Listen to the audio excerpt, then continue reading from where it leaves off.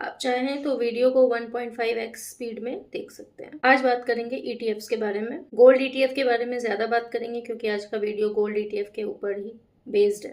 ETF का full form होता है exchange traded fund. Gold ETF, silver ETF, metal ETF, momentum, quality, different types of ETFs are common nowadays. हम सभी जो share market के बारे में बात करता है वो ETFs के बारे में जरूर बात करता है। तो आज जानेंगे कि एक्सचेंज ट्रेडेड फंड ETFs की शुरुआत कहाँ से हुई, ये है क्या चीज होती है ETFs।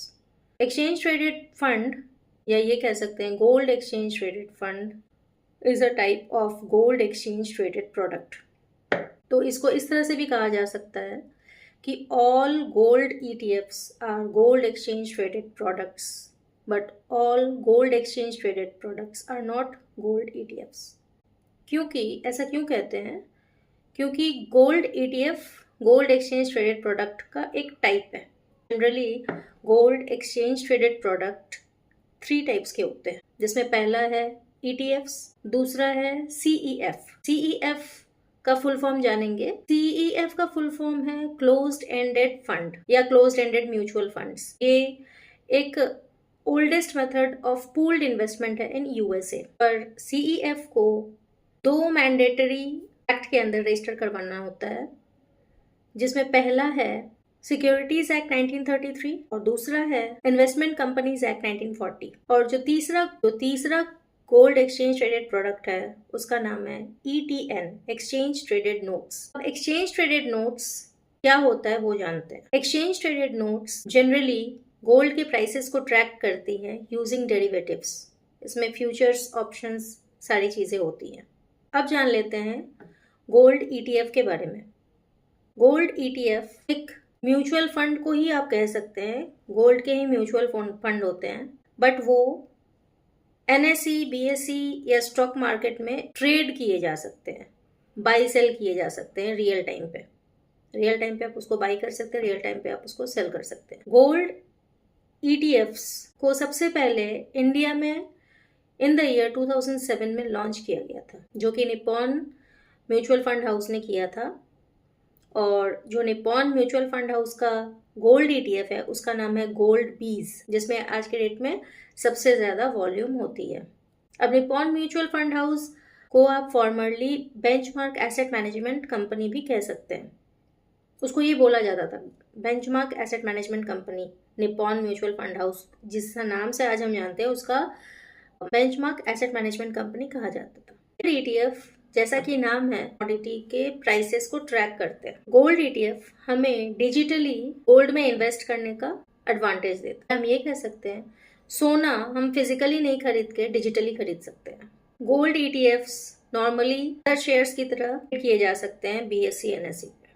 स्टॉक मार्केट में ये ट्रेड होते हैं। ETF की एक यूनिट रिप्रेजेंट करती है 1 ग्राम ऑफ गोल्ड को, जो 99.5% प्योर होती है। गोल्ड ETF हमें सोना खरीदने का एडवांटेज देता है, वो भी डिजिटली। इसमें हमें फिजिकल गोल्ड नहीं मिलता है, जिसके वजह से उसकी स्टोरेज की बाई लाना ले जाना ये सब का झंझट नहीं होता। इसकी एक यूनिट रिप्रेजेंट करती है 1 ग्राम ऑफ गोल्ड, जो 99.5% प्योर होती है। अब आप गोल्ड ETF कैसे ले सकते हैं? गोल्ड ETF खरीदने के लिए आपको एक डीमैट अकाउंट खुलवाना होता है और एक ब्रोकर के साथ ट्रेडिंग अकाउंट खुलवाना पड़ता है। कोई भी ब्रोकर, जैसे आप जीरोधा ले सकते हैं, एंजल वन है, धन है, ग्रो, शराब अभी अवेलेबल है।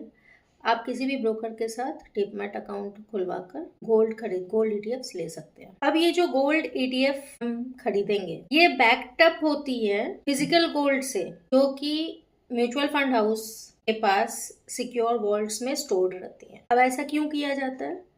ताकि ETF के प्राइस को गोल्ड ETF के प्राइस को फिजिकल गोल्ड के प्राइस से मैच किया जा सके। अब ETF से हमें फायदे क्या क्या है? गोल्ड ETF से हमें क्या क्या फायदा मिलता है? गोल्ड ETF का सबसे पहला एडवांटेज है लिक्विडिटी। इसमें हम दिन में कभी भी यूनिट्स को बाय सेल कर सकते हैं, बट हमें ये देखना होता है कि हमें ये देखना होगा कि हम जो ETF खरीद रहे हैं उसमें वॉल्यूम ज्यादा हो। दूसरा एडवांटेज है ट्रांसपेरेंसी। ETFs रेगुलेट किए जाते हैं securities and exchange board of India SEBI द्वारा, जो ईटीएफ्स को रेगुलेट भी करती है और ट्रांसपेरेंसी भी मेंटेन करती है। ईटीएफ का दूसरा एडवांटेज ये है, गोल्ड ईटीएफ खरीदने का दूसरा एडवांटेज ये है कि ETFs SEBI securities and exchange board of India द्वारा रेगुलेट किए जाते हैं और ट्रांसपेरेंट इन्वेस्टमेंट ऑप्शंस हमें प्रोवाइड करती है। गोल्ड ईटीएफ खरीदने के एक और एडवांटेज ये है कि हमें अपने पोर्टफोलियो को डाइवर्सिफाई करने का मौका मिलता है। हमारे पोर्टफोलियो में शेयर्स के साथ साथ फिजिकल गोल्ड के ईटीएफ्स भी रहते हैं,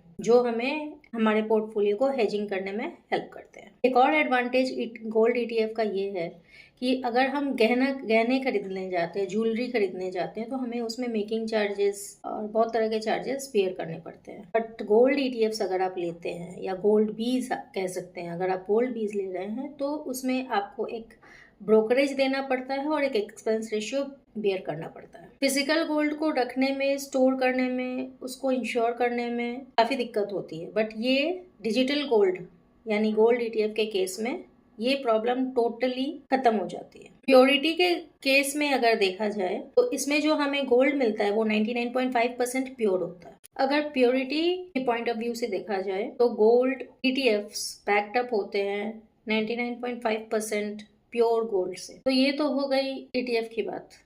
अब ये जानेंगे कि ईटीएफ, गोल्ड ईटीएफ में इन्वेस्ट करना बेटर ऑप्शन है या एफडी में, फिक्स्ड डिपॉजिट्स में। फिक्स्ड डिपॉजिट्स में हम कैश बैंक में जाके डिपॉजिट कर देते हैं फिक्स्ड पीरियड ऑफ टाइम के लिए, जिसके बाद हमें कुछ सर्टेन परसेंटेज रिटर्न मिलता है कैश पे, उस पैसे पे। गोल्ड जो होती है, आपको कैपिटल अप्रिशिएशन करना है, अपनी कैपिटल को बढ़ानी है, या फिर इन्फ्लेशन से प्रोटेक्शन चाहिए, तो आप गोल्ड में इन्वेस्ट कर सकते हो थ्रू गोल्ड ईटीएफ्स। बट अगर आपको एक स्टेडी, स्टेबल और फिक्स्ड रिटर्न्स चाहिए अपनी कैपिटल पे, after a certain period of time आपको वो अमाउंट विथ इंटरेस्ट एफडी में मिल जाएगा। तो डिपेंड करता है कि आपको किस तरह का बेनिफिट चाहिए। आपको अगर कैपिटल अप्रिशिएशन करना है, इन्फ्लेशन को बीट करना है, तो आप गोल्ड ईटीएफ्स के थ्रू इन्वेस्टेड रह सकते हैं शेयर मार्केट में। बट कभी कभी गोल्ड के प्राइस सालों साल स्टेबल चलते हैं, एक मिनिमम एक रेंज में वो चलते हैं। बट एफडी में ऐसा नहीं है। एफडी में आपको एवरी ईयर जो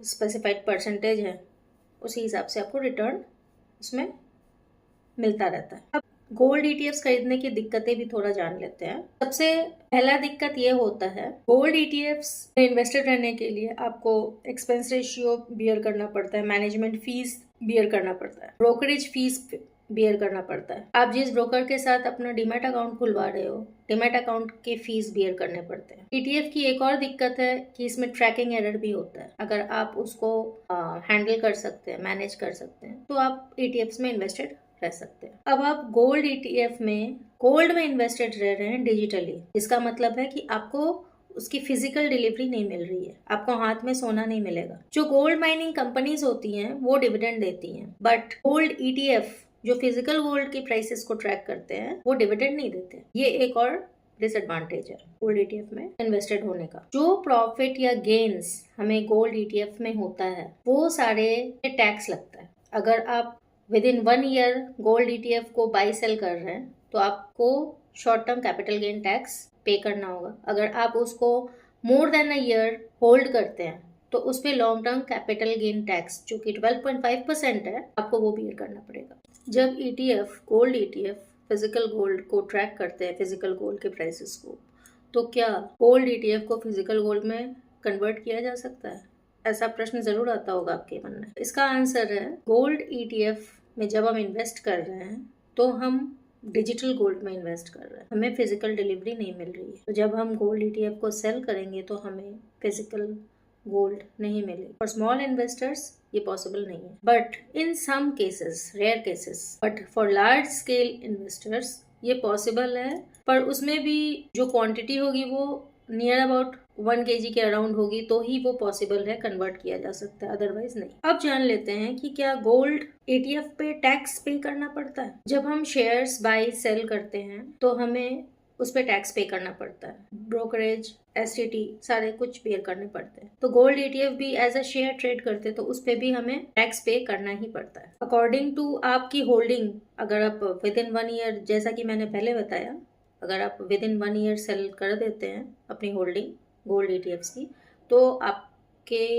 अर्निंग प्रॉफिट्स पे STCG short term capital gain tax लगेगा, और अगर आप उसे more than a year hold करते हैं तो उस पे long term capital gain tax लगेगा at the rate of 12.5%। One important point add कर दूं, जो यूनिट्स हमने 1 अप्रैल 2023 को परचेज की है या उसके बाद जो परचेज कर रहे हैं उस पे हमें इंडेक्सेशन बेनिफिट्स नहीं मिलेगी। ये तो हो गई गोल्ड ईटीएफ्स के बारे में बात। अब गोल्ड ईटीएफ्स मार्केट में कौन कौन से गोल्ड ईटीएफ्स अवेलेबल है? ढेरों सारे अवेलेबल है, बहुत सारे हैं। आज के डेट में सारे बड़े बड़े म्यूचुअल फंड हाउसेस ने अपने ईटीएफ्स लॉन्च कर रखे हैं जो कि ट्रेड होते हैं 9:15 से 3:30 तक, जिसमें कुछ एक के नाम में बता दूं। गोल्ड बीज है जो निप्पॉन फंड, उसका गोल्ड ईटीएफ है। दूसरा है HDFC gold ETF, Kotak gold ETF, SBI ने भी अपना गोल्ड ईटीएफ लॉन्च कर रखा है, ICICI प्रूडेंशियल ने, मेरे एसेट ने। अब बात करेंगे गोल्ड इन 2025 गोल्ड ईटीएफ के प्राइसेस क्या चल रहे हैं, क्या हो रहा है, ये सब कुछ जानेंगे। लास्ट ईयर से ही हमें सुनने में आया कि सारी कंट्रीज के सेंट्रल बैंक्स ने अपने गोल्ड रिजर्व्स को बढ़ाया है और उसके लिए वो काफी गोल्ड अपने रिजर्व में रख रहे हैं, परचेज कर रहे हैं। ये एक इम्पोर्टेंट पॉइंट है गोल्ड की प्राइस बढ़ने में। हमने अगस्त 2024 से गोल्ड प्राइसेस को इंक्रीज होते हुए देखा, उसके प्राइसेस कंटिन्यूअसली इंक्रीज हो रहे थे। फिर आया नेक्स्ट ईयर 2025, इसमें मई 2025 से लेकर अगस्त 2025 तक थोड़ा स्टैग्नेंट था, और उसके बाद सितंबर से लेकर मिड अक्टूबर तक गोल्ड ने अच्छी खासी रैली की है। आफ्टर मिड ऑफ अक्टूबर 2025, इसी साल की बात कर रहे हैं, गोल्ड में थोड़ा करेक्शन देखने को मिला है। और मुझे लग रहा है कि गोल्ड की प्राइसेस थोड़ा करेक्शन ले रही है, बट ये फिर से एक और रैली के लिए तैयार हो रही है, ऐसा मुझे लग रहा है। क्योंकि मैं कोई सेबी रजिस्टर्ड रिसर्च एनालिस्ट नहीं हूँ, तो आप अपने इन्वेस्टमेंट करने के पहले किसी फाइनेंशियल एडवाइजर से ज़रूर सलाह लें। और एट द एंड ये तो हम सुनते ही आए हैं कि गोल्ड ने हमेशा महंगाई को मैच किया है। तो इसके साथ मैं प्रीति गोल्ड ETF की इस वीडियो को पे एंड करती हूँ। आगे ऐसे इन्फॉर्मेटिव वीडियो के साथ फिर मिलूंगी। अगर मेरी बातों से आपको कोई वैल्यू मिली हो, आप इस वीडियो को लाइक, इस चैनल को सब्सक्राइब कर सकते हैं, मुझे मोटिवेट कर सकते हैं मैं और ऐसे इन्फॉर्मेटिव वीडियोस प्रेजेंट करूँ। Thank you.